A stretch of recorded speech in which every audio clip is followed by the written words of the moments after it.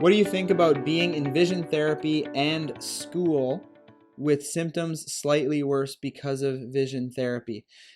Concussion therapy in general is meant to kind of temporarily make your symptoms worse.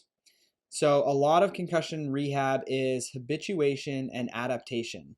So, what that means is whatever is if something causes an increase in symptoms, usually that's because that particular thing is a problem for you.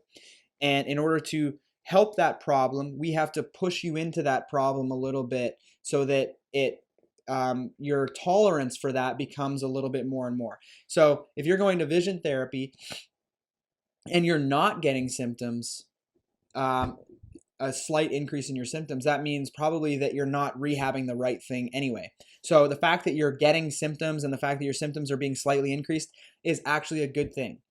I know that most people think of that and think that they've been so ingrained in their minds that you should be doing everything you can to avoid symptoms.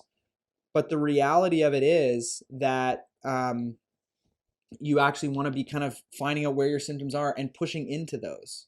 So, vision therapy, going to school with some slight increase in your symptoms, not a big deal.